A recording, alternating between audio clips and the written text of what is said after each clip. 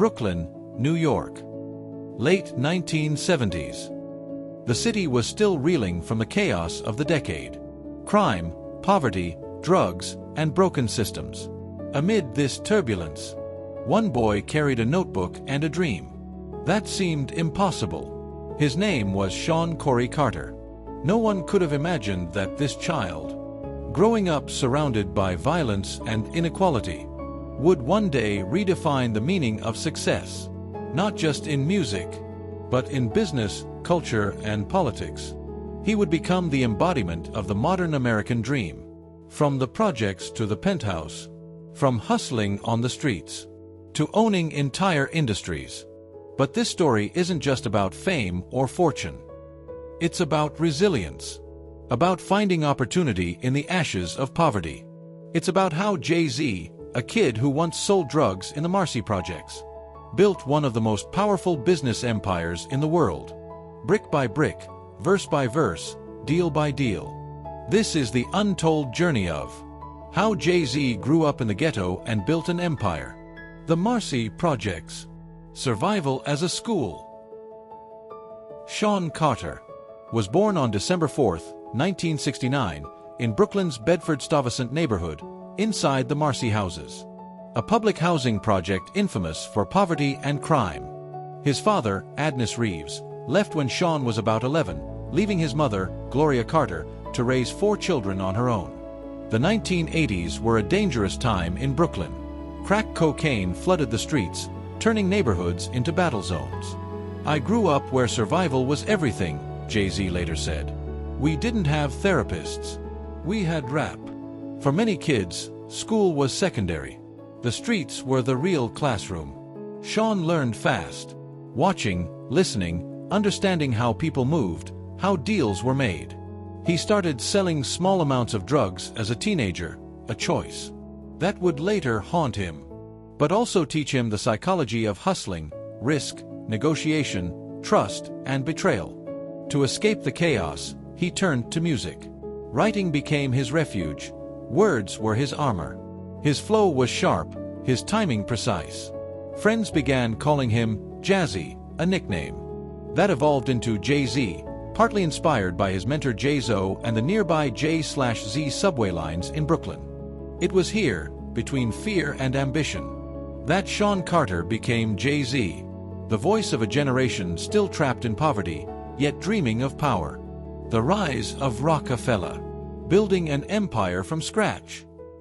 By the early 1990s, Jay-Z's talent was undeniable, but the industry wasn't interested.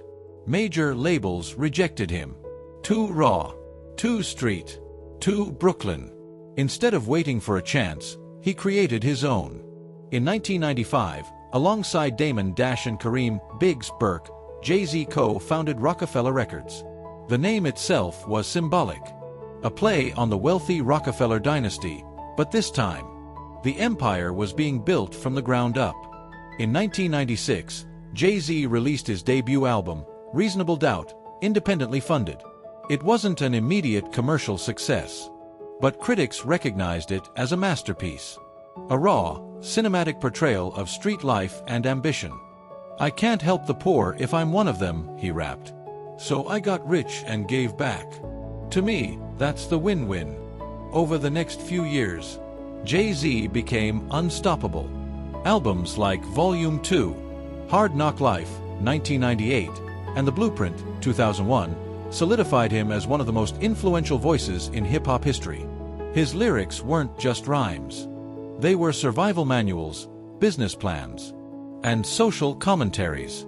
By 2003, he announced his retirement with the Black Album, closing with 99 Problems, a track that cemented his legend.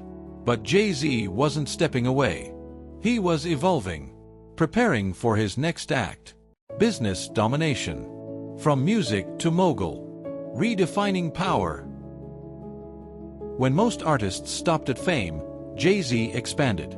After stepping back from rap, he became president of Def Jam Records in 2004, helping launch the careers of Rihanna and Kanye West, both of whom would go on to become global icons. He launched Roc-A-Wear, a fashion brand that became a $700 million business. He founded Roc Nation, managing athletes, musicians, and creators. He invested in Dus Cognac, Armand de Brignac, Ace of Spades, Champagne, and even bought a stake in the Brooklyn Nets, moving the team to the Barclays Center. Every move was strategic, calculated like a chess game. As he famously said, "I'm not a businessman. I'm a business man." Jay-Z turned himself into a living corporation. In 2019, his partnership with NFL Commissioner Roger Goodell made headlines. A deal designed to influence social justice programs and shape Super Bowl entertainment. Some called it hypocritical. Others called it a masterstroke of influence. His wife, Beyoncé, became his equal partner. Together, they built a cultural dynasty. Their combined reach transcended music, touching politics, fashion, philanthropy, and even technology investments, including early involvement in blockchain and music streaming with Tidal. By 2021, Jay-Z's net worth surpassed $1 billion, making him the first hip-hop billionaire in history. From selling CDs out of his car to owning masters, brands, and entire companies, the hustler from Marcy had built an empire of ownership and innovation. Legacy and lessons. The empire beyond music. Jay-Z's legacy isn't measured by record sales or awards. It's about redefining what power looks like for a black entrepreneur in America. He proved that art could be strategy, and strategy could be art. Through the Shawn Foundation, he funds scholarships for disadvantaged youth. Through Reform Alliance, co-founded with Meek Mill, he works to transform the criminal justice system. He continues to use his influence to challenge the same structure that once confined him. In a 2023 interview with the New York Times, he said, "The greatest form of genius isn't money. It's freedom. Freedom to think, to create, to own." Jay-Z's story mirrors the evolution of an entire culture. Hip-hop's journey from rebellion to economic revolution. He turned lyrics into capital, culture into power, and his name into a lasting legacy. And yet, one question remains. In a world where success often means forgetting where you came from, how did Jay-Z never lose the hunger of Marcy Projects? Maybe that's the secret behind every empire. You can leave the streets, but the streets never leave you. The blueprint lives on. Today, Jay-Z stands as a global symbol of hustle, intelligence, and resilience. His story isn't just about wealth. It's about rewriting the rules. He proved that you don't need permission to build your destiny. Only vision, patience, and relentless drive. From the cracked pavements of Brooklyn to the boardrooms of Wall Street, Jay-Z didn't just make it out. He built a bridge for millions to follow. The blueprint lives on. Watch more interesting stories. Subscribe to our channel.